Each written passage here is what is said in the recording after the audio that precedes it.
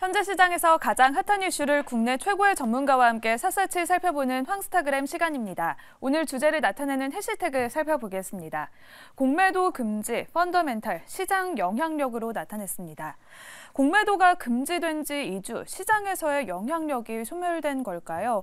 연말 랠리를 기다리고 있는 지금 미증시의 훈풍을 받아내지 못하고 지지부진한 흐름이 지속되고 있는 국내 증시입니다. 올해 상고하저 흐름을 보이면서 변동성이 지속되고 있는데요. 경기 방어주가 꿈틀거리고 있고 투자자들은 곧버스에 베팅을 하고 있습니다. 결국 주가의 향방을 결정짓는 건 실적과 펀더멘털이라는 목소리가 높아지고 있는데요. 12월 증시는 어떻게 흘러갈지 황스타그램에서 샅샅이 알아보도록 하겠습니다.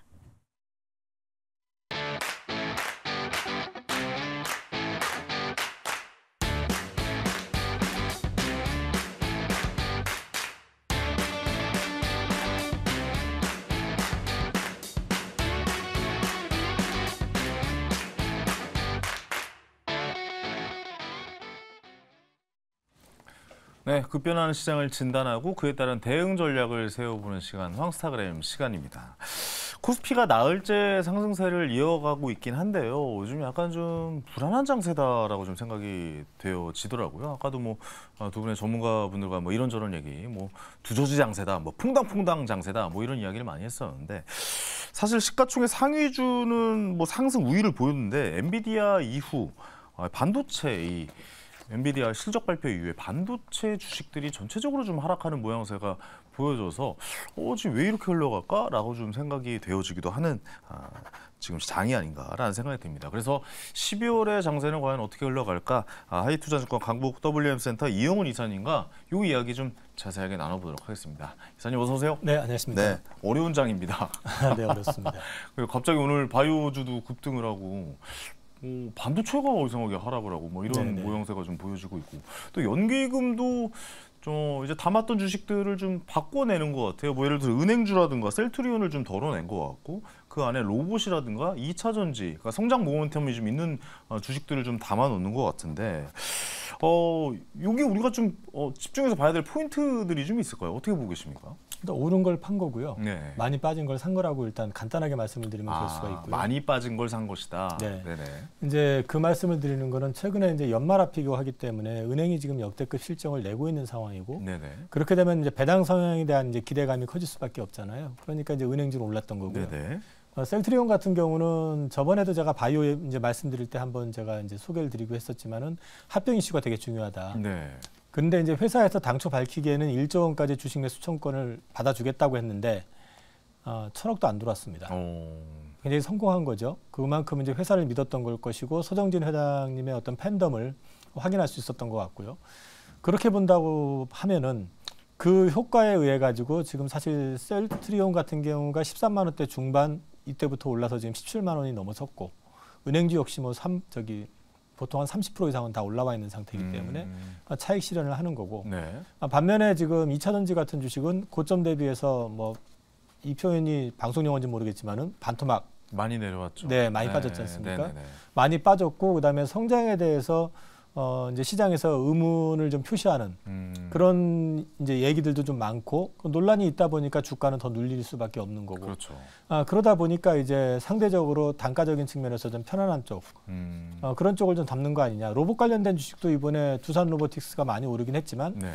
공모하고 나서 그날 고가 찍고 주가가 상당히 많이 빠졌었거든요. 맞아요. 예, 그 반대적인 현상이 지금 이번에 이제 로봇을 통해 가지고 이제 배달이나 이런 서비스까지 가능하게끔 해주겠다고 이제 법안을 확정하면 이제 하겠다고 하면서 그 반응을 좀 보였던 측면도 좀 분명히 있는 것 같고. 네. 예, 그런 맥락에서 이해하시면은 많이 오른 거 팔고 많이 빠진 거 샀다는 쪽으로 보시면 됩니다. 그렇군요. 어떻게 좀 보면 이게 전체적으로 생각해봤을 때 연기금이 리밸런싱을 잘했다. 네. 이렇게 좀 평가를 해도 되겠네요. 성공적이었다고 볼 수도 있습니다. 네네.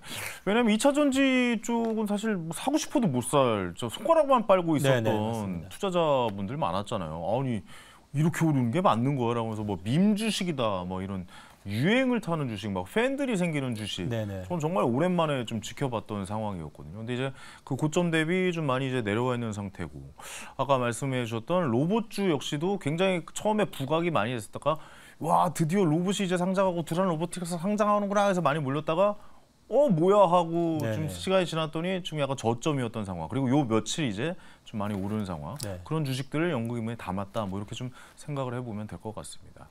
전체적으로 봤을 때 개인 투자자들이 요즘 고버스 ETF 많이 산다라고 이야기를 좀 많이 하더라고요. 네네.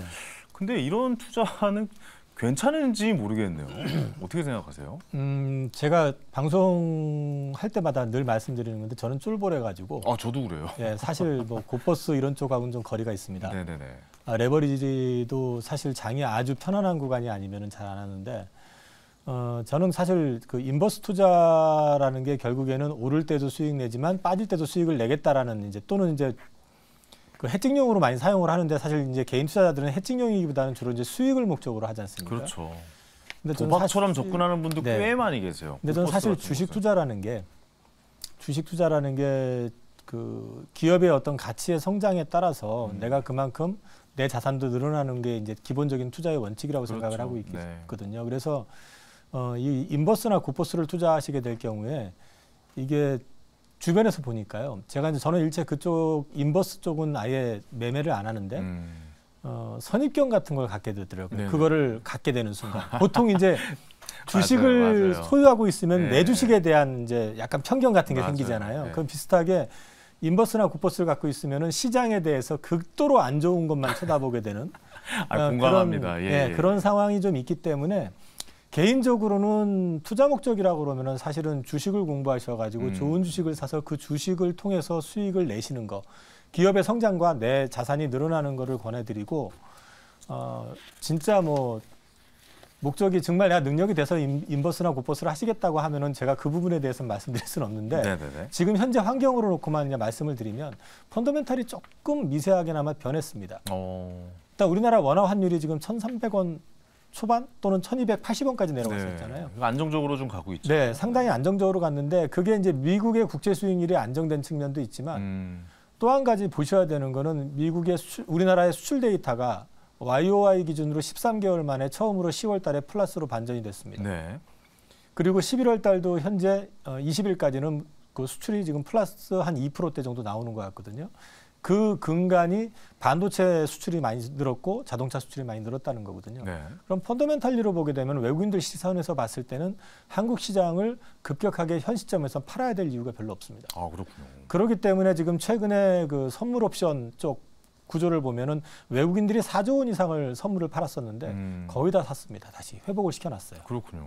그런 걸 감안해서 보셨을 때는 글쎄요, 제가 볼 때는 당분간은 적어도 뭐 올 12월 FOMC 전이나 아니면 그 FOMC에서 점도표가 만약에 또 하향 조정되면 또 다른 얘기가 될 거고, 네. 그게 만약에 하향 조정된다 그러면 연말 전까지는 지수가 크게 급락할 가능성은 좀 제한적이지 않느냐. 그래서 저는 인버스 고버스 투자를 그렇게 권하고 싶지는 않습니다. 네. 저도 비슷한 생각입니다. 왜냐면 저도 예전에 그 인버스 투자를 해봤더니, 그러니까 이게 사람이라는 게 투자를 하면요. 확증 편향이라는 게 생기더라고요. 그러니까 뭐 예를 들어서 아파트에 투자를 하면 내 아파트가 오를 거라는 기사만 눈에 들어오고 내가 테슬라를 사려면 테슬라가 오를 거라는 네네. 기사가 눈에 들어오더라고요. 근데 저도 인버스를 투자를 예전에 해봤지만 인버스를 투자하면요. 박살이 났으면 좋겠다는 생각을 해요. 사람이 기본적으로. 그렇다 보니까 좀 부정적인 생각을 하게 되고 그게 아니면 더 불만을 갖게 되고 네네. 더 좌절하게 되는 그런 상황을 맞게 돼서 그것도 또 고버스라든가 이렇게 뭐 2배, 3배 레버리지 뭐 이렇게 돼버리면은 좀 투자 환경이 좀 피폐해진다. 뭐 이렇게 좀 말씀드릴 수 있고 아까 또 수출 이야기 하셨는데 요즘 또 K 뷰티나 이런 쪽으로도 수출이 좀 다시 늘어나고 네네. 있다라고 그러더라고요. K 푸드 뭐 이런 쪽으로 해가지고요. 무슨 한번 뭐 김밥이나 이런 게 네, 냉동 김밥이 엄청나게 유행하고 예, 뭐 예. 심지어 뭐 요즘에 한국 농약까지 좀 수출이 많이 올라가고 있다. 네. 뭐 이런 이야기, 비료, 농약 뭐 이런 것도 올라가고 있다. 뭐 이런 이야기가 들리더라고요. 수출의 환경이 좀 전체적으로 나아지면은 아무래도 한국 주식은 올라갈 수밖에 없는 거예요. 왜냐면 우리나라는 수출이 굉장히 큰 비중을 차지하잖아요. 맞습니다. 네. 우리나라는 사실 내수 쪽하고 수출하고 비중을 보면 수출이 압도적이고요. 특히 증권 시장은 또 그 실물 경제하고는 또 따로 놉니다. 네네. 이게 항상 우리나라 지금 보면은 2008년 이후로 실물 경제 쪽 보면은 좋았던 적 한 번도 없다고 그러는데 증시는 계속 올라왔거든요. 네. 그게 왜 그러냐면은 대한민국 대표 주식들이 상장이 된 거고 그 상당 부분이 다 수출과 관련돼 있는 기업들이기 그렇죠. 때문에 그렇습니다. 예. 그렇기 때문에 이게 실물 경제만 보면은 주식을 사면 안 될 시점이 같지만 실제 그 상장되어 있는 주식들의 주가는 계속 올랐었다라는 점을 항상 염두에 두셔야 되고 그래서 수출 증가라든지 이런 부분에 대해서 민감하게 보셔야 될 필요가 있고요. 지금 우리나라 경제 성장률이 지금 뭐 1%대로 떨어졌네 이런 얘기가 나오는데 제가 본 게 마지막 IMF에서인가 내년도가 이제 2%를 전망을 해놨고요. 전체적으로는 기본적으로 수출이 또 그걸 끌고 가는 어떤 그림에 대해서 제시를 하고 있기 때문에 지금 우리나라의 어떤 경제 여건 자체는 이전보다는 좀 많이 좋아진 환경이다. 그리고 미국이 금리 피크아웃의 가능성이 상당히 높아진 상황이라고 한다면 지금 그 달러 인덱스 보시면은 달러 인덱스가 107, 108에서 지금 103까지 내려와 있거든요.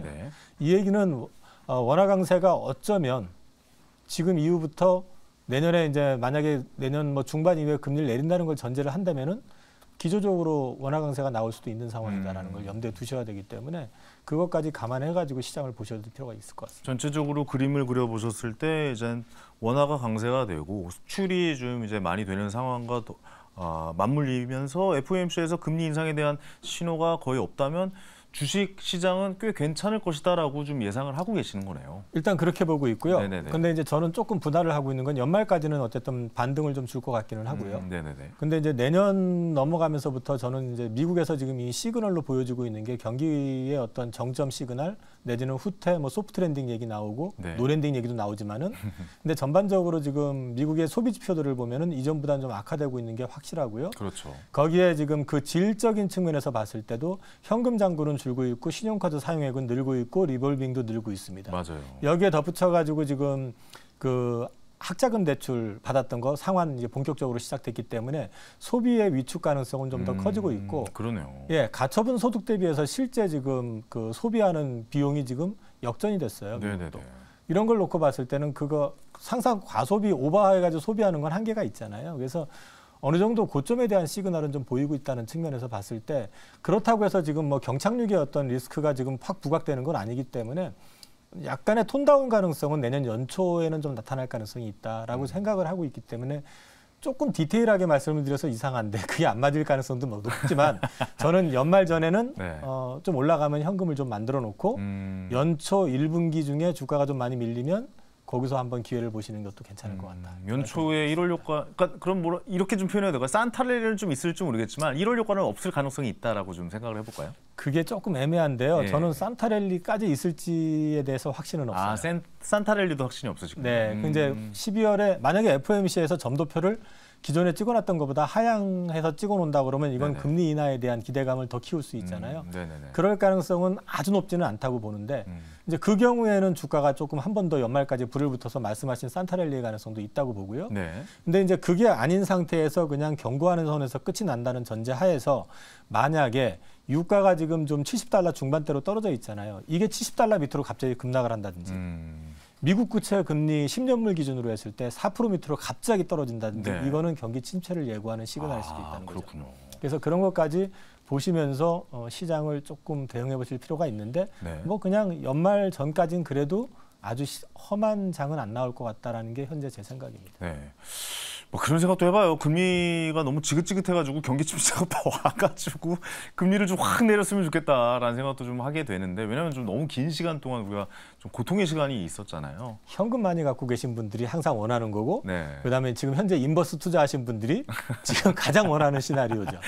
그렇죠. 그리고 이번에 좀 그러면 미국의 가장 큰 쇼핑 행사잖아요. 블랙 프라이데이 이런 거의 소비 패턴이나 이런 총 소비량도 좀 한번 지켜봐야겠네요. 왜냐하면 이번에 생각만큼 소비를 안 한다면은 경기 침체의 초입일 수도 있겠다. 뭐 이런 생각도 좀 들기도 하는데요. 아직까지는 소비가 그렇게 줄지는 않았잖아요. 그래서 뭐 지금 4분기 경제 성장률 자체도 생각보다는 좋게 나올 가능성이 있다. 이게 또 금리 인상의 어떤 경고가 또 될 수도 있다. 이런 얘기들도 나오니까 아직까지 소비를 확 줄이는 건 아니고 앞서 말씀드린 것처럼 카드 사용이라든지 이런 것들을 이용을 해가지고 아직은 유지를 하고 있는 단계이기 때문에 블랙 프라이데이 쪽에서 만약에 뭐 역성장을 하든지 그러면 그건 쇼크가 되겠죠.